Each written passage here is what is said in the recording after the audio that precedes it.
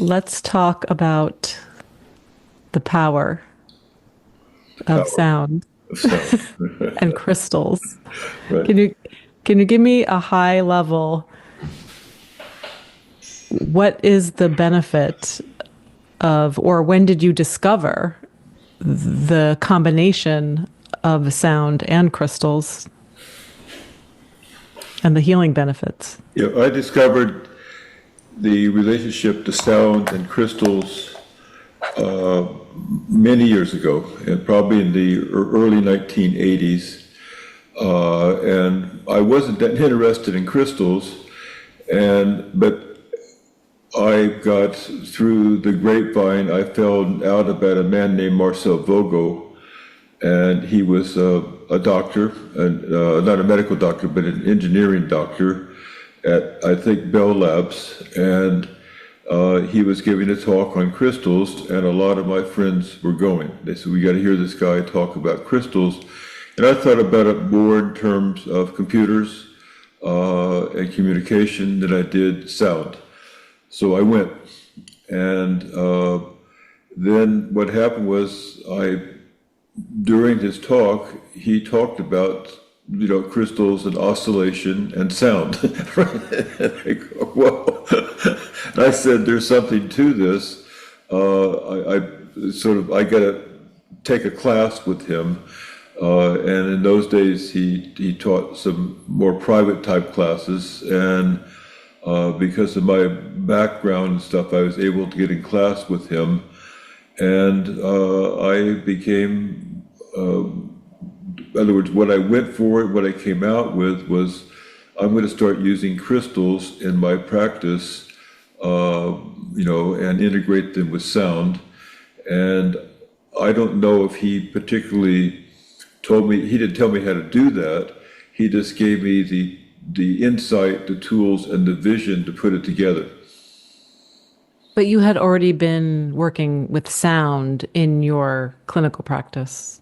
Yes, I've been working with sound in my clinical practice for probably 10 years at that point. And I was very familiar with, psychotherapy, with sound, with naturopathic medicine. And of course, I knew of the history of using crystals in the healing arts because as a Jungian, at those days, more Jungian type psychotherapist, I'd study alchemy and crystals and so on. But I didn't really have that much of an inclination to use them in my practice per se. I had them at home, some, but not in my practice. I think it's interesting that you came in to crystals through technology, because Yeah. I feel like at least our audience, but the biosonics audience is generally a healing arts audience. So they would come at it through like the healing properties of crystals. But would you say there's probably not a household on planet Earth that doesn't have crystals in the house? Yeah, I mean, it's not a kid that doesn't have crystals and stones to look at, different colors and so on. And of course, I did too. Growing up, I had all the different stones and I learned about them. I was fascinated by them. And with the alchemy studies, I was, the alchemists were very much into metals and gold and crystals and so on. And every culture in the world has used crystals in one form, shape, or another for healing, for psychic reasons, or for crystal gazing. But again, the science at that point on that wasn't there. I don't know if it still is there, but the science on using crystals and the science on our body as a crystalline structure is very much there now. It's unbelievable. It's amazing how much science has come out just in the last 5 years on crystals.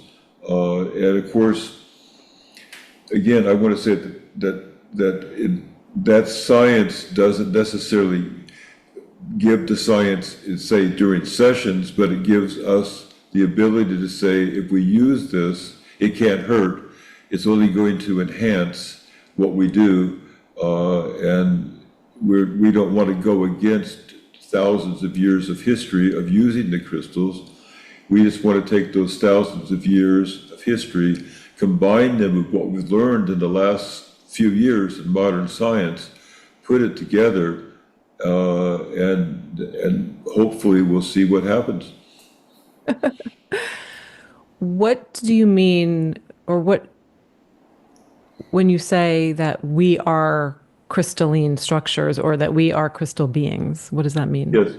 Well, first of all, we have to stop thinking about the natural crystals, whatever, someone says, oh, is this crystal a natural crystal? Well, because it has to look at, like everyone says, a crystal bowl, is that a natural? No, a crystal bowl is a man-made crystal. I don't want to disappoint all the crystal bowl people, but it's not the same crystal you dig up out of the earth and make a crystal bowl out of. And it's also crystal bowls came out of the computer industry. They were used to bake chips in and so on. And behind me are some of the first crystal bowls that I got in the 1980s.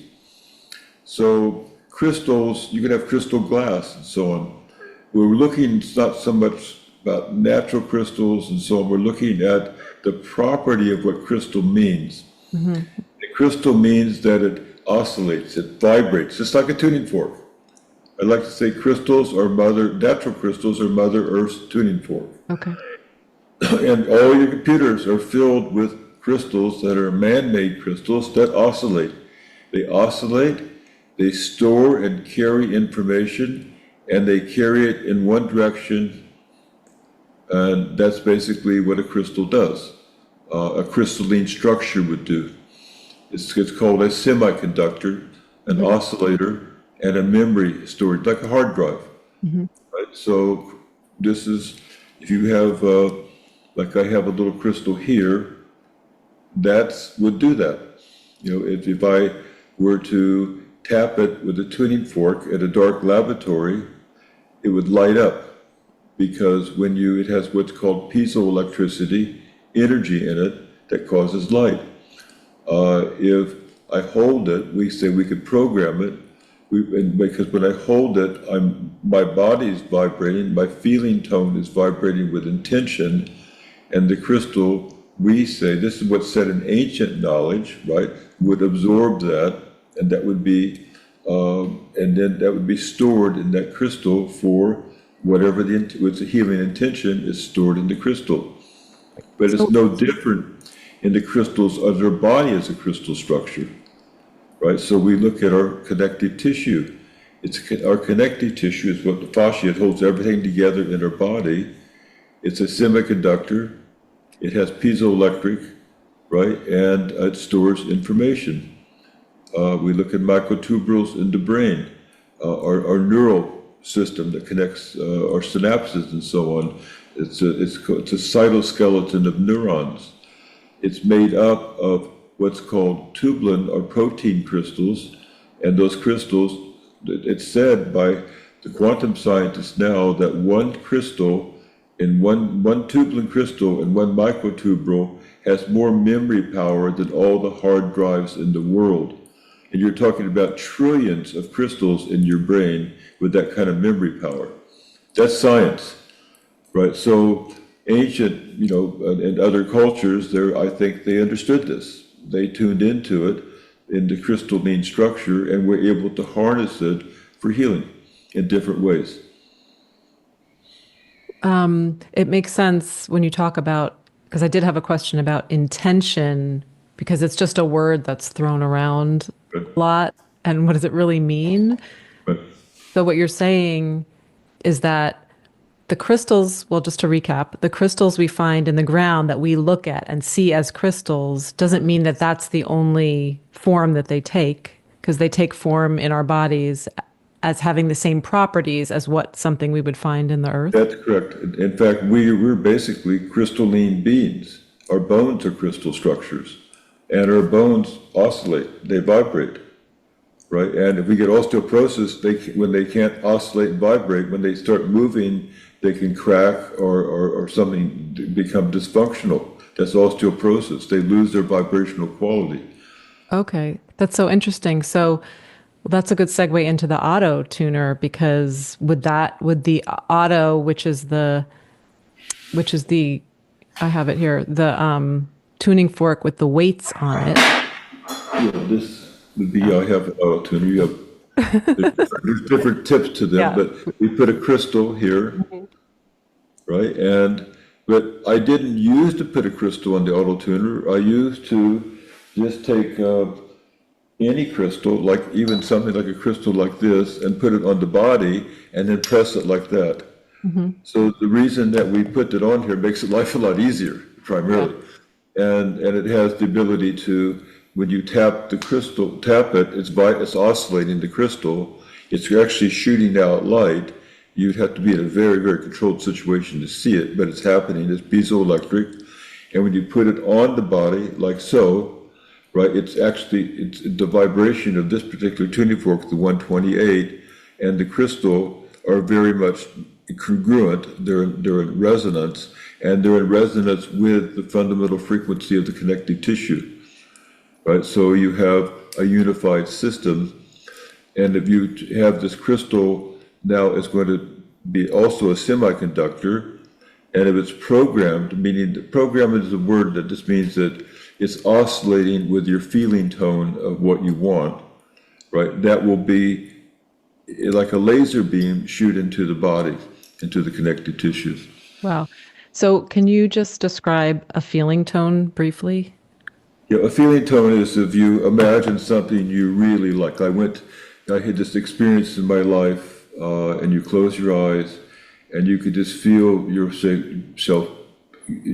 Something you really love, something you feel your body. You could also say if you don't like something, you feel your body tighten, right? And if you in sound healing and in psychology also, the word feeling tone is a psychological term, but it means tone. It means we feel a tone in our somatic self. And if you feel that tone, you can actually begin to hum it. So it could be, if we make sounds, or, right? Those would be externalized feeling tones.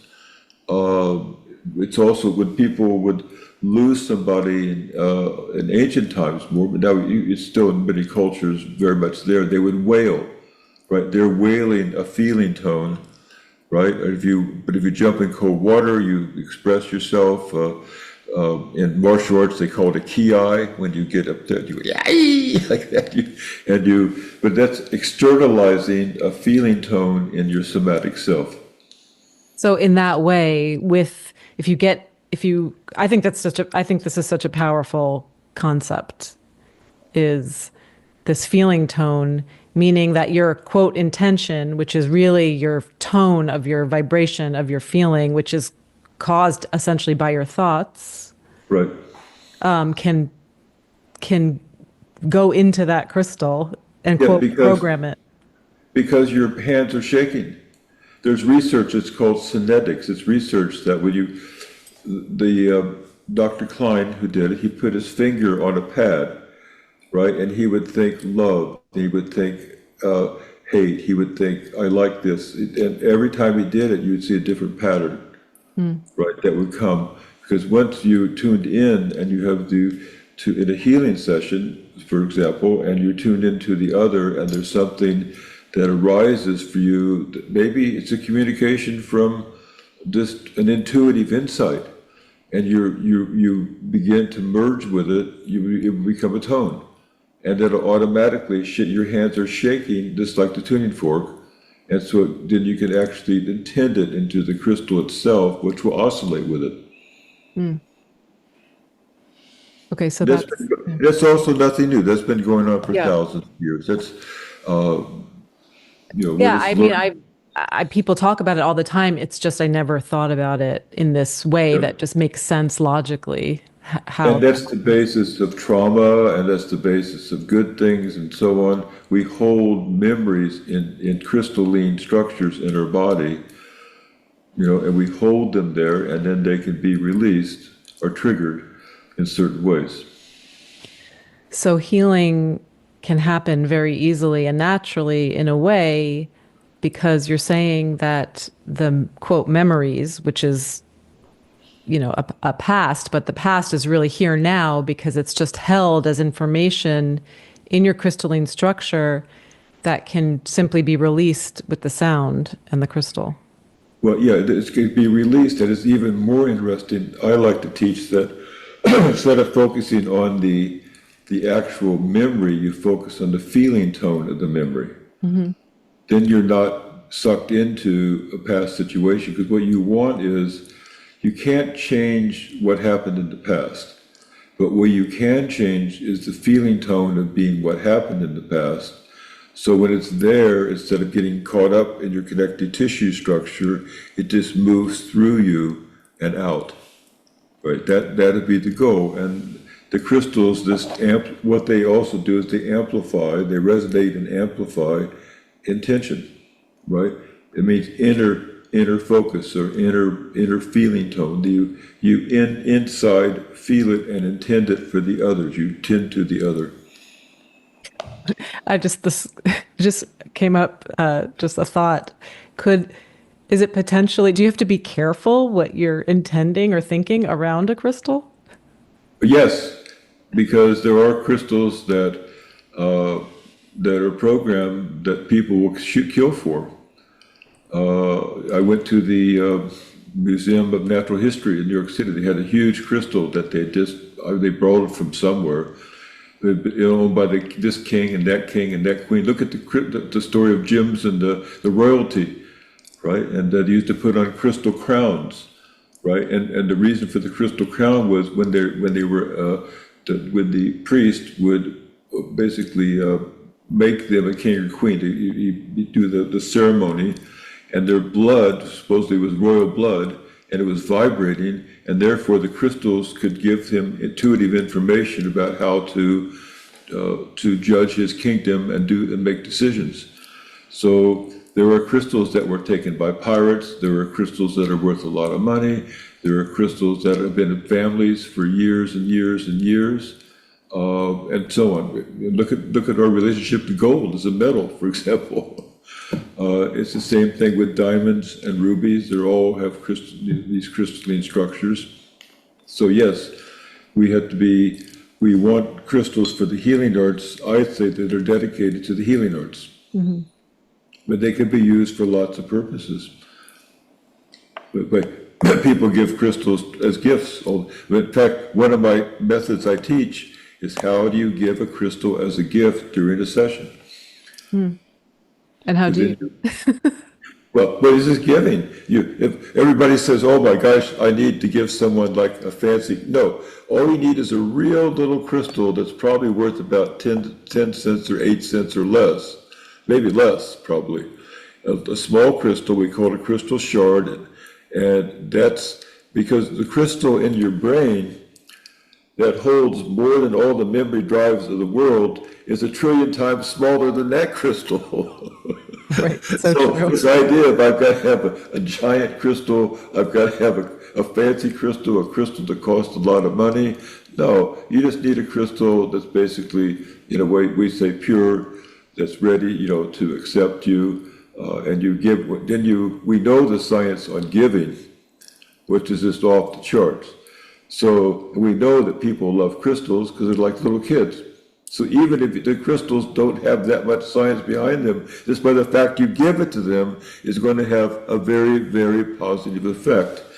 But I like to say that it's much more than we're giving the crystal, and and I tell people I give it to them, I use good words. I'm giving this to you so you can make new connections in your life, put together new possibilities, and go with the sound you just heard, or have them hold the crystal while I tap C and G. Mm-hmm. All of that we'll learn how to do. It's so simple, so inexpensive, and it's so effective, very, very effective. I've done it for my patients in the hospital. I've done it for everybody. So a simple gift or set quote session or a gift you could give to someone is a little tiny crystal shard, and you could tap, the C and G tuning forks with a good thought, and that would essentially program. Yeah, it programs the crystal. Crystal. And I say, hold it, keep it with you. But it would also program your crystals in your body too? Yes, that's what it's doing. That's the main thing.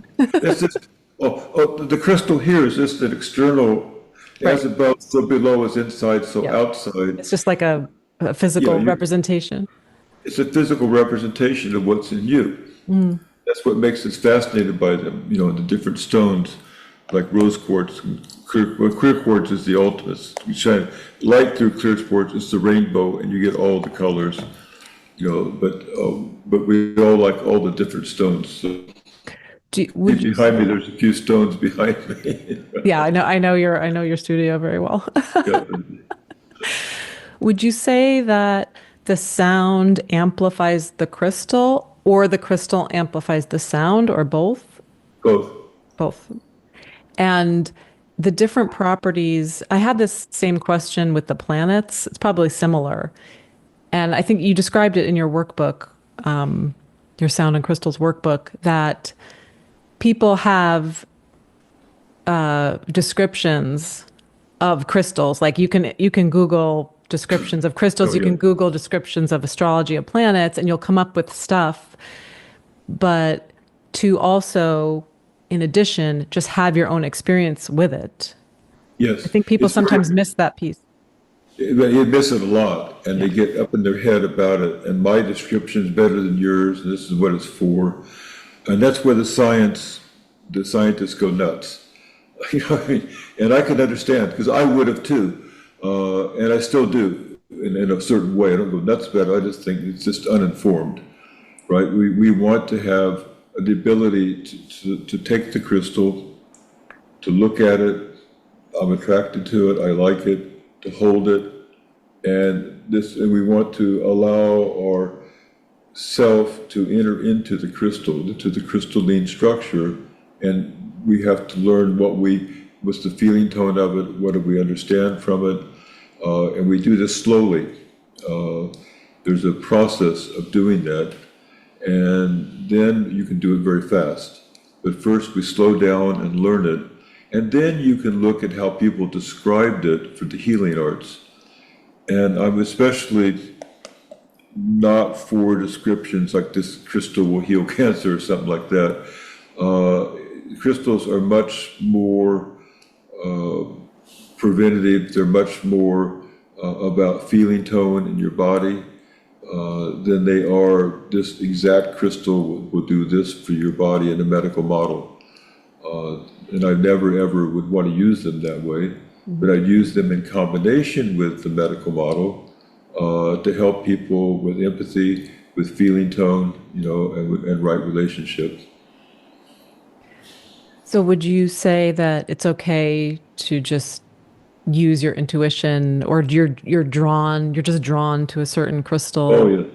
and But you just want to do that, but like I said, in class, I'll teach a procedure to do that. And that procedure it's taped, you'll have it, you can even get it now at my band camp. But it's a procedure, and it's slow, and it's based on intuitive science itself. But also when you see the science, this comes to confirm exactly, we get out of the cultural context of the science into the basic principles of it. It's universal. Mindfulness for example, could be expressed in a way, a Hindu way, and whatever it may be. But mindfulness in a scientific way is more, you look at it more universally. well, in general, that's why I love the way you teach too, because you're really at the end of the day teaching about principles underneath Yeah. of the way things manifest. Yeah, and we're looking at the principle of crystals in the healing arts, Yeah. and also having them in your home. I mean, and you're learning how to appreciate them and use them in different ways and what they really can do. And and they're just going to amplify goodness around you. Ultimately, I could say they're good word amplifiers Right. if you know and use them correctly. And the idea of giving them or laying them on the body, we call it laying on a crystal. The idea of making crystal patterns around a person, the idea of playing with them with the good intention is universal. Yeah. Do you have any, I mean, I've read some pretty wild stories of crystals, and especially Yeah, yeah. Vogel cut Vogel crystals, crystals, yeah. which is Marcel Vogel, who took that class from at IBM. Talk to me about what a Vogel cut crystal is A and vocal why. cut crystal, I'll take a moment. I have one, so I'll get Okay, one. okay, yeah, go grab it. It's for anyone who's listening and not watching, it's a very specially cut crystal, and I think it has 12 facets, Yeah, and I mean, right.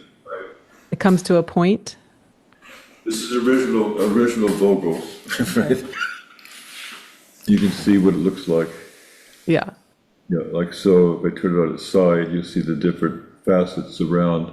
How many, is there a particular number of facets? Yeah, there is. I can't remember. I Is it 12? think I it's can't. 12, Yeah, maybe it's 12. but he made all kinds of different ones too. But I think 12 was one. This was probably 12. And again, you're looking at a geometric pattern, that he cut into the crystal. That'd be for sound healers like a cymatics pattern. Whereas this one, you would take these. They have six sides, Okay. right? A Yeah, so hexagon. there's different crystal like You wand can looking cut, things, and they have different yeah, you number can of cut them in all facets. different ways, and people do. They have for thousands of years. But with the Vogel, it's like, for example, he was like,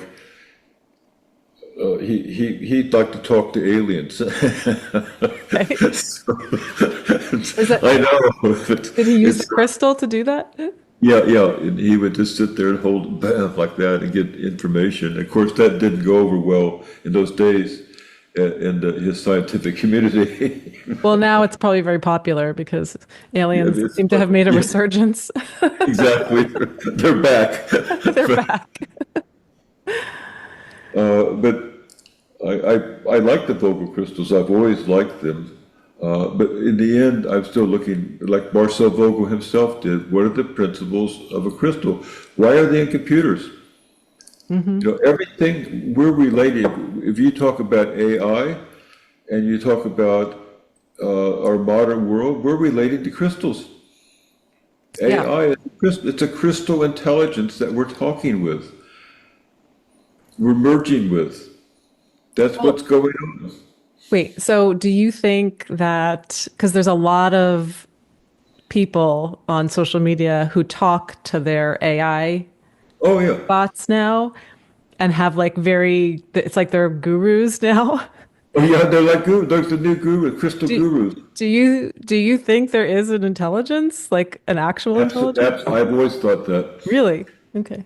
I've always thought they were intelligent. And it's not a human intelligence. It's a crystal. It's a different intelligence. So AI is a crystal intelligence, you think? Absolutely. In fact, the head of Google, I think they fired him for saying he thought it was emergent. That is, it's conscious.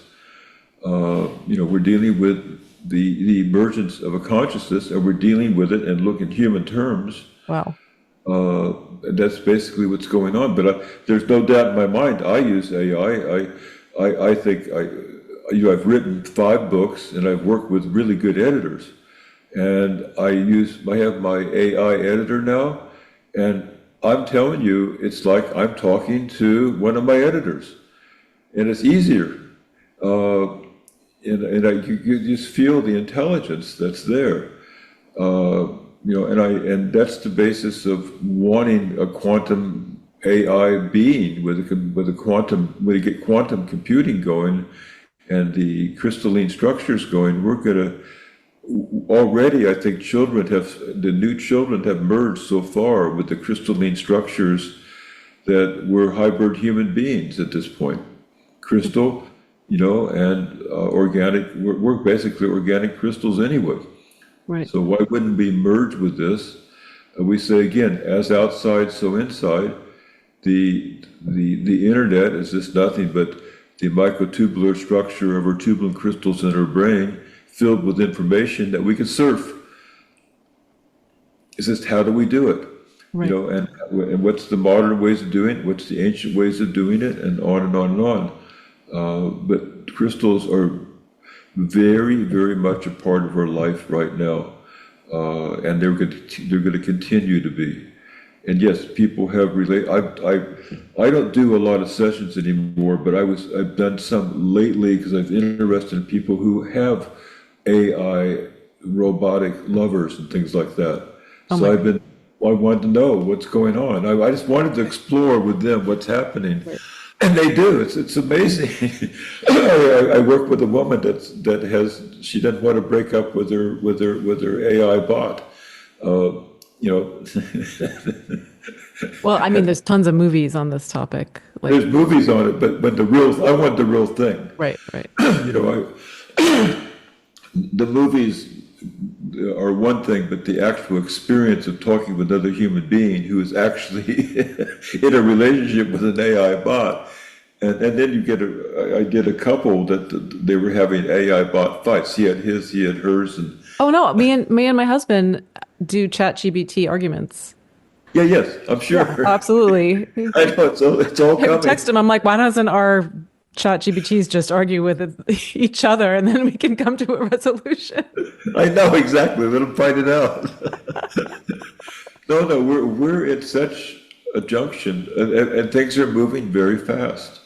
But we're moving with crystals, and when we use crystals like this, we're kind of slowing down, and we're using them in a way that's more organic for ourselves. That and the sound, especially, we use it together. It's modern, and at the same time, we honor the history of it. But in a sense, you said something once, and I thought it was very poignant about that technology is really just revealing what we are already. Yes. Yeah, because we're making ourselves. When we make an AI, we've manifested what we are. You know, Right. we're manifesting something. So we're trying to make, you know, we want to live forever. So make an AI that can live forever. We can the thoughts of downloading consciousness. All these movies are there because how much of science fiction has come real?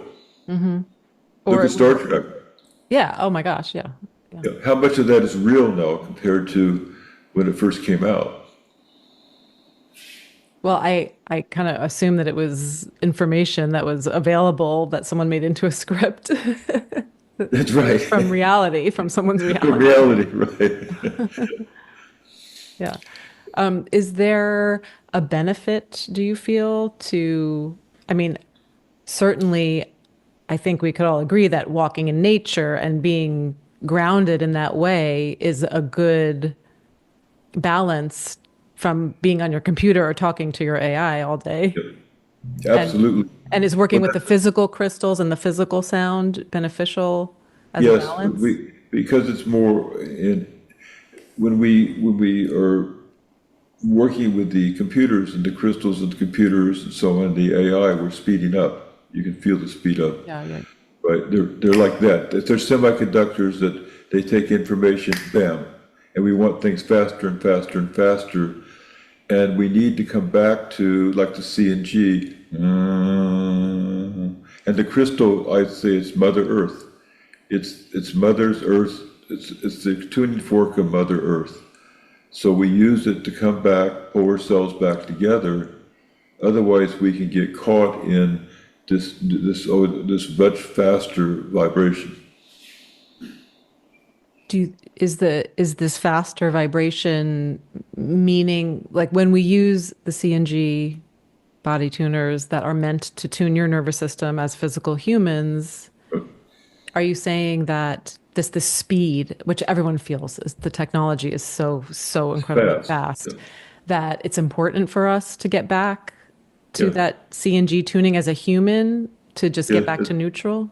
yeah, that's why I called it human tuning. We come back to a neutral state, and from that neutral state, we can go back. And any athletes do it all the time. They slow down, right? And by slowing down, you can go faster. By coming back inside, and if you have neutral, you can shift gears to the different fast speeds, and then come back. It's like if you're driving your car down the road 100 miles per hour, you know, can you stop? You know, Or and downshift?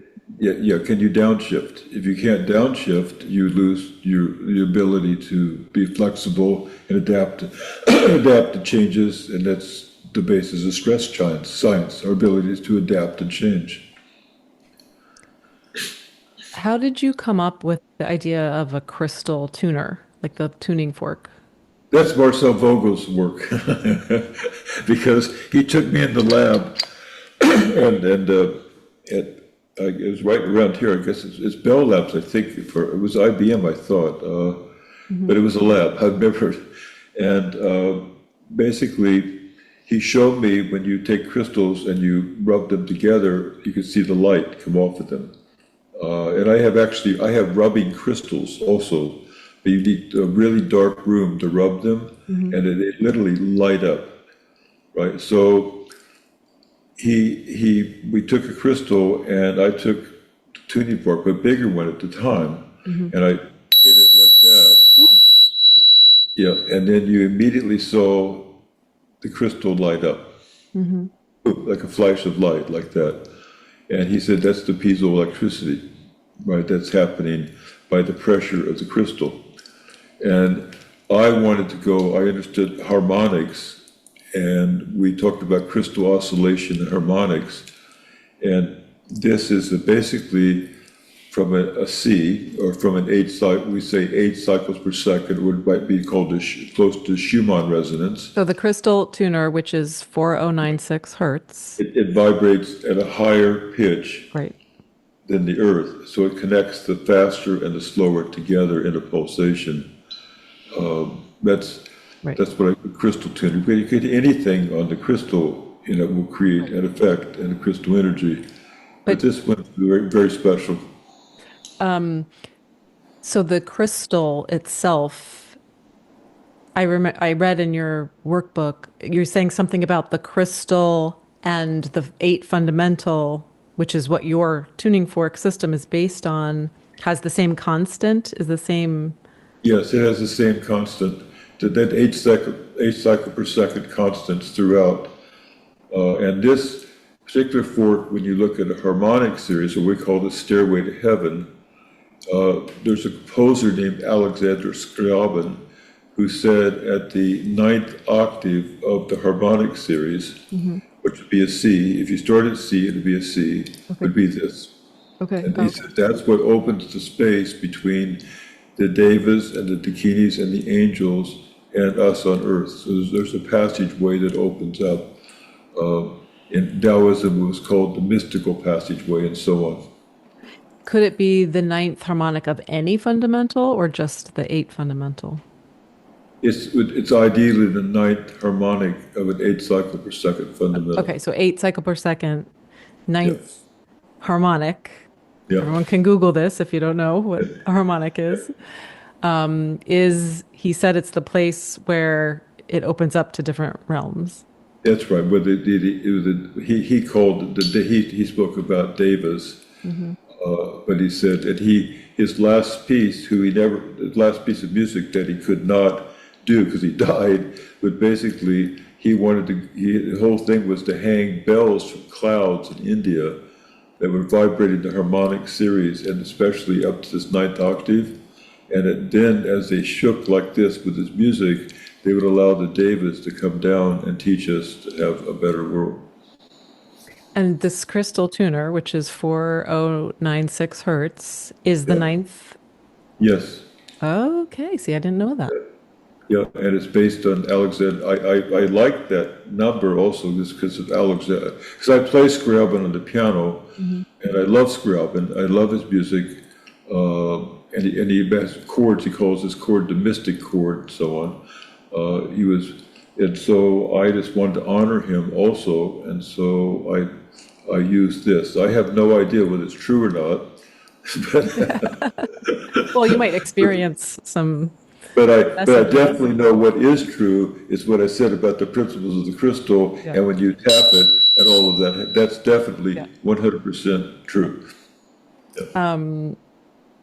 What was I going to say? I just wanted to say, I know you're so humble with when you've developed this tuning fork system. based on an 8 fundamental. We have the body tuners, which are the C256 and the G384, which also create the Fibonacci sequence in overtones. But what I think people don't understand, and I know you're so humble, is that you developed this. You developed this 4096 crystal tuner, yes? Yes, I developed it. Okay, so anyone who sees this, anything called a crystal tuner, just FYI, Dr. John, that's his creation. Not Yes. not that you have to take credit, because I'm sure you took information and put things together in new ways to be able to develop this, but this is the original crystal tuner. Yes, the same with the C and G, The body tuners, yeah. the body tuners. I'll get a couple I, of years. I have them here. So it's the G256 and the G384. Like these, yeah, these two tuning forks. Yeah. I'd like to say all I did was that I had at the time my studies with Ioannis Xenakis, who was a Greek composer. I was interested really not that much in healing, but music as a composer, and his whole system was based on numbers, and it was based on both. He taught ancient Greek ratios, but then he also taught very modern mathematics, Poisson distribution, quantum mathematics, probability theories, which I had to learn. But all of that was interconnected for him. Yeah. I had that knowledge when I went in the anechoic chamber.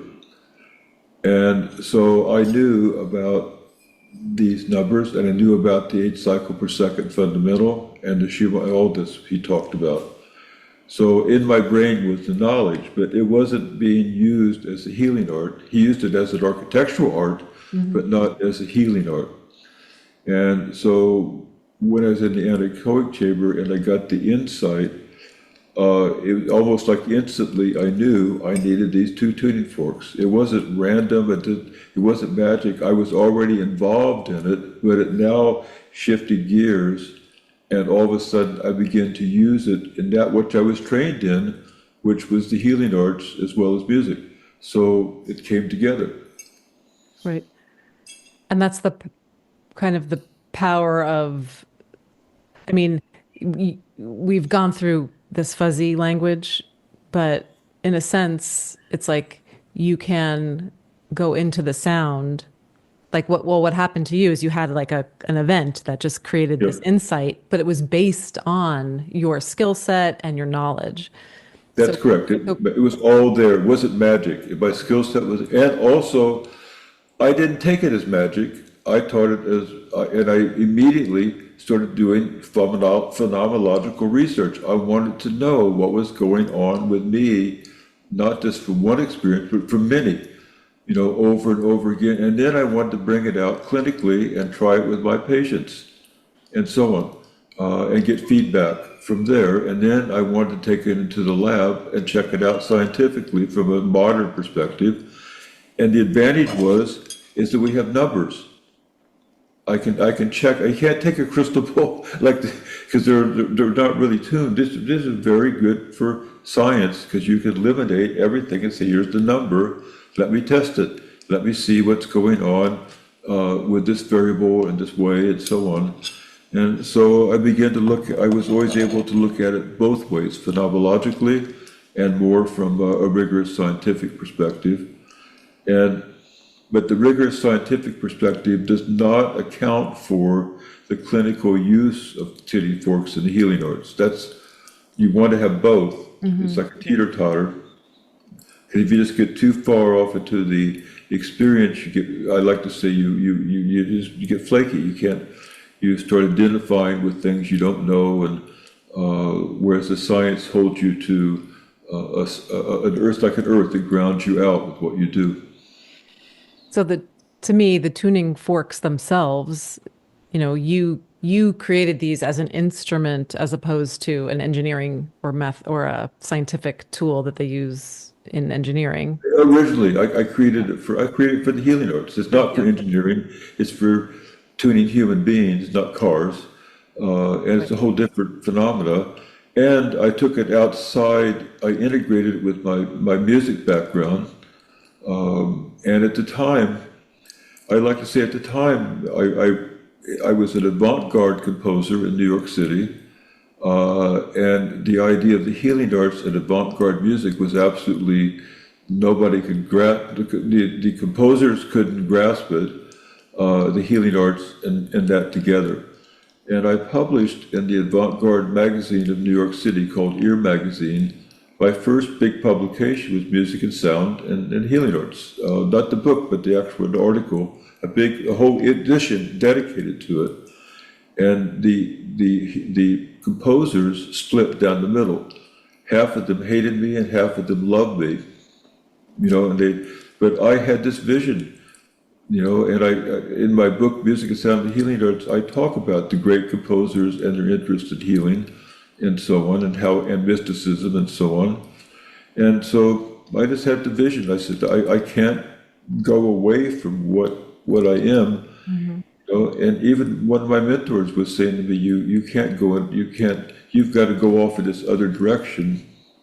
Right. I couldn't, that's not the direction I was called to do. But at the same time, I am a musician. If I were just a musician, I would have gone, wow, let me do it. And I did. I used to take these out and tap them as compositions. But I always even framed it as a composition that also had its roots in the... Right. But what I love about the tuning forks is like what you were saying before, it's the scientific piece that is available with this, which is not available through crystal bowls or Tibetan bowls. We know it. We know those ancient arts and we know that they work, but it's hard to study. It's hard to study. Because these are very specific frequencies. Yeah, they're trying to study them now, but mostly it's galvanic skin response and things like that. But it's good that they're being studied. Yeah. But I think the tuning forks lend themselves more easily to that. Well, and what you discovered, or that you uncovered, which is the fifth as being that ideal nervous system tuning. Oh, that's again around for thousands of years. Yeah. It's around forever. I just put numbers to it. Yeah, right. So it's like, which is what I love about this work of biosonics is that balance of science and experience. It's a really nice combination. And that balance can go out of balance either direction. Yeah. Always and forever. Always, yeah. But that's why we do this work, so we can get back why we do it, into balance. try to keep. So we can go in and out of neutral. It's interesting, Hans Selye, who discovered stress, the word stress, he's the one who invented it, Dr. Selye. He said that when he did his research and he began to see the stress response, the biochemistry of it, and he said, all I've done is add the biochemistry to thousands of years of my fellow healing arts practitioners. And he said, when I realized this, I couldn't sleep for 3 days and 3 nights because they all came to visit me in my dreams. That's modern science integrated with the ancient knowledge, because now we want to take all of that, honor it, and put it together into principles that can be created and expressed in thousands of different ways and not bound up with years and years of cultural abuse and expressions and cults and things like that, and say it's as simple as this. And I know you've often talked about scientists themselves as using sound and crystals or having insights or getting the information, the scientific information in dreams. Well, not me talking, it's all over the place. That's what I'm saying. You've spoken about the great scientists, but they see, it just came to them. Yeah, right. Yeah, because they had the background, and that's the basis of teaching intuition at Harvard Business School and Duke and Princeton and everywhere now. So it's when we have the background and we're doing it well, all of a sudden, when we relax and we tune in, all these possibilities come. Do you use, I mean, I know you're not practicing anymore, but, is your relationship with crystals deepened over the years, or Oh do yeah, all you the have time. I mean, literally, I just taught at the Your Brain on Art conference in New York City, and they paid me well, which I was happy about. And but the problem was is that it was right next to Astro Gym and Crystal Place. So I said, "Wow, look, they paid me this money," and I walked. and spent it on the crystals? I walked out. I walked in there and spent it all. I just bought big amethyst and stuff. Do you have any crazy story about your experience with a crystal? Like, did you have like some message, or did you teleport somewhere, or any? Oh no! No? I mean, I just like crystals around me. I can feel them, just like you can feel AI. I can feel you can actually. I can feel the crystal in the AI. Because of my work with crystals before AI, you can sense it. You can feel it there. My experiences are more with patients, and when I give the crystals and things like that, and just looking at them and seeing how they accept it and how it moves through their body and what it means. That's always been my interest, and that's my reward. I like it. We say give a session, get a session. It's the basis of the science of giving, we see, and so I'm very much going to focus on that when I teach. Yeah, I think that's also, again, like, which I love, is a fundamental principle beyond just crystals and sound, is a giving principle. Yeah, And and that's why I teach people to do sessions in 2 minutes, 5 minutes. You're giving something, whereas thinking, oh, I could have given it, but I need an hour. right. Right? Then you never do it, right? Yeah. And it's very practical. Like what you teach is very practical.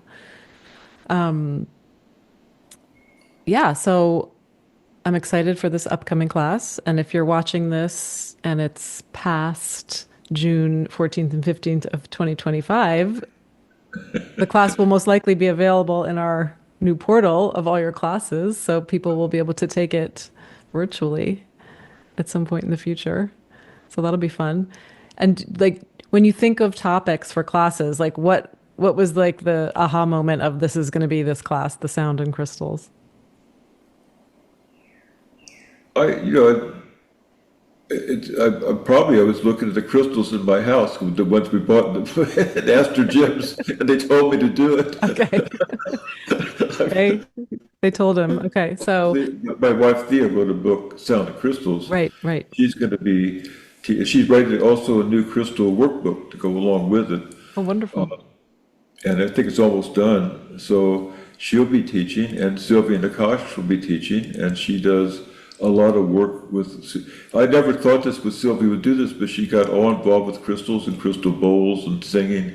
Put out a whole CD on it, and I've been teaching with Sylvia for 15 years. So both Sylvia and Thea will be assisted teaching me in class, and they'll be talking about their experience with crystals. And I like it also that I approach it. I'm more of a hybrid. I go from science to music to Sylvia is definitely more often the raga music realm, but she can appreciate science. And Thea is basically a dance therapist also, so she just goes and has this beautiful thing she calls crystal sensibility. And she writes books almost instantly. It takes me years. She just does them. Well, I have a special request for Thea that she talk about her her little beauty tuning protocol with the. Oh, that's right. I mean, I think that's a must. We'll have her do that. Yeah.